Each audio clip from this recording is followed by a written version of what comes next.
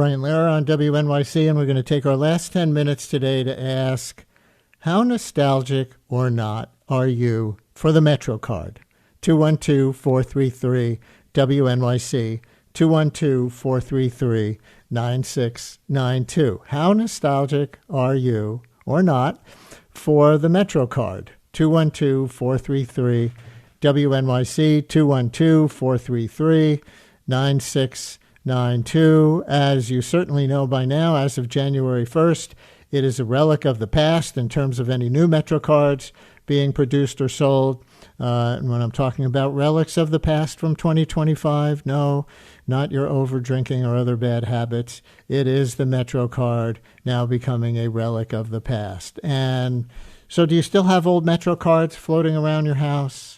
Or have they all steadily gone the way of the dodo anyway, as you have transitioned to the OMNY system? Maybe you wish you still had some to keep as memorabilia. There was one that I once had that was a Subway Series MetroCard. It had a Yankees logo on one side, a Mets logo on the other side. Oh, I wish I saved that MetroCard. It might even be worth something, because I saw one article about some MetroCards now selling for as much as a few $1,000s as collector's items. But what about you? Are you nostalgic for anything in particular about the MetroCard or not? Maybe you're just happy to see it go. 212-433-WNYC, 212-433-9692. I was around in the 90s when they rolled out the MetroCard, and there were people then who were up in arms because, no, they're retiring the token. But other people were like, I'm so happy to have just this little piece of plastic instead of having to carry around a bunch of coins in my pocket. Now, of course, there are also environmental issues with the MetroCard, other things. So how nostalgic or not are you about the MetroCard here as it gets formally retired? 212-433-WNYC. You can call or you can text. Who has a good MetroCard story? 212-433-9692. We'll take your calls and texts right after this. January 7th, 2025, Los Angeles. A nightmare became reality. This has got to be the worst fire in LA history. But as some residents ran for their lives, another group went towards the flames. He said, "Dude, get the boys ready." I said, "Oh, we are ready." Sick of watching their city burn, they're trying something new. The Palisades fire. Tonight at 9 on WNYC. WNYC support comes from Symphony Space, presenting Love Force by Sunny Jane, the band leader of Red Bharat, an evening of music and stories exploring Jane's family history across Pakistan and India, January 9th at 8 p.m. Tickets at symphonyspace.org. Drexel University, whose cooperative education program positions students to explore future careers and discover their ideal profession before graduation. More about experiential education at drexel.edu. The New Jersey Board of Public Utilities, offering community solar, focusing on providing solar benefits to low and moderate income households. More at nj.gov/BPU. And coming up at noon on all of it, hear about a new book that explores how humor and laughter can guide the way toward better mental health. Plus, singer-songwriter Annie DeRusso performs live music from her debut album, Super Pedestrian. All of it's coming up at noon on WNYC. If you believe democracy requires a free press, your station is WNYC, 93.9 FM and AM 820, NPR News and the New York Conversation.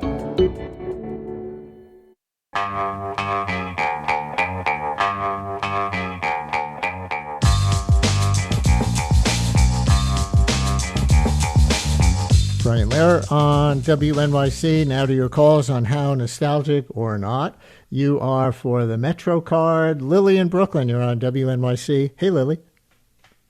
Hi. So, nostalgic?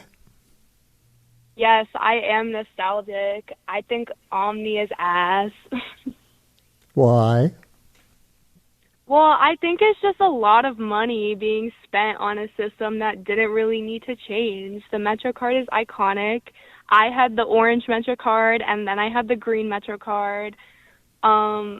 throughout my childhood, and I don't think that they need to replace it. And The it green always ones are overcharges the me. student MetroCards, right? The Yes, green ones? they are. Oh, Omni is overcharging you? Yeah, like it'll charge me, and then I'll get like a notification at like 4 a.m. and it'll be like the tap to pay or whatever. So I don't trust it. Yeah, you're not the first person I've heard that story from either. Lily, thank you for chiming in. Please call us again. David in Brooklyn, you're on WNYC. Hi, David. Hi, Brian. I go back to the days of the 25-cent token. Now, when I got my senior MetroCard, I found it very useful because I didn't link it with a bank card or anything. I would just pay for it week by week. Yep. And if I lost it, I would go down to Stone Street. There were an MTA place down there. They were very helpful. Now nobody knows from anything about this MetroCard. OmniCard. OmniCard. I don't know how much is on there. I don't know if I actually got the bus transfer. I don't know if that $17 a week goes unlimited at the 12 rides. I can't tell. So no. Yeah. I guess it's too early to be nostalgic, but I right, prefer but you it. prefer it as a service. So that's interesting. Our first two callers from very different generations, both having trouble with the OmniCard as, in a functional way compared to the MetroCard. Here is a text that says, the MetroCard was one of the better plastic bits that I've ever had. They are flexible and very durable and thin and can be used as a squeegee or to get into tiny cracks around the house. The house cleaning MetroCard. Very good for art, crafts, and cleaning, as well as getting on the train and the bus. How about Caitlin in Ridgewood? You're on WNYC. Hi, Caitlin. Hey, how's it going? Yeah, I was saying to the screener, when we switched from tokens to MetroCards, I actually went to a David Letterman taping where Giuliani came out with a barrel full of tokens, and I moved. It was just very memorable to me. Mm-hmm. And I moved to the city from Long Island like a year later. So the MetroCard is really my span of living in the city. And I completely agree with both the other callers. The Omni card is a money grab. It is not meant to be making anything easier for us. And I refilled my MetroCard on December 31st, and I'm still swiping wherever I can. For one more go until they don't let you do that anymore. Listener writes, I have no love for the old MetroCard. I don't miss having multiple cards and then having the value expiring. I don't miss being told to go to some specific booth to get the value changed to another card and then finding out that there's no one at the booth or the person at the booth being rude about it. Also, the cards were just plain ugly and I dislike disposable plastic. Nope, I don't miss any of it. So a range of views about being instantly nostalgic for the MetroCard for sure. Justin in Chelsea, you're on WNYC. Hi, Justin. Hello. Thanks for taking my call. This is the first time I've actually called in, so happy to be on the air. Happy to have you. Thank you very much. Been a long-time listener pretty much since I was a child, but to the point, I was frankly born a little too late for tokens, 99, and then the MetroCard gets introduced.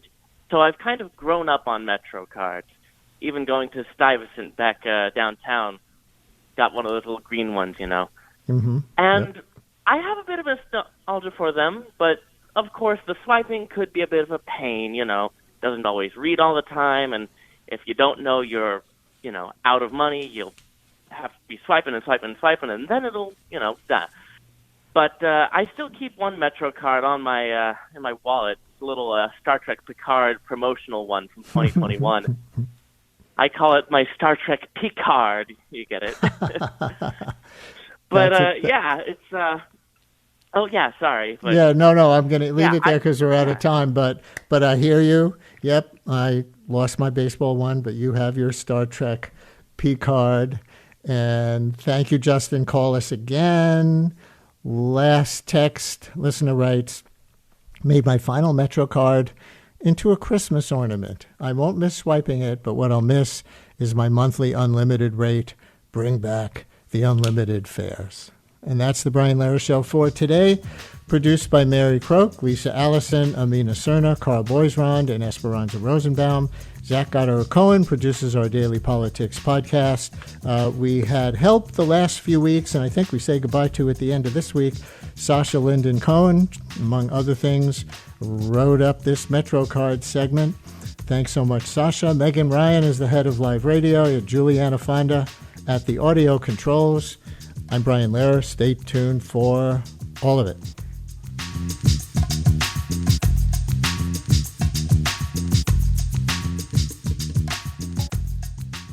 WNYC receives support from NYU Skirball, blending dance, surreal imagery, and raw emotion. Mario Benucci crafts an exploration of motherhood, memory, and myth in Mommy, playing now through January 10th. More at nyuskirball.org.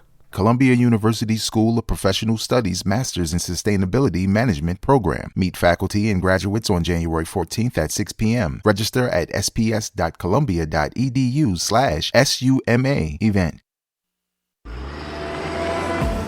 This is WNYC, FM, HD, and AM New York.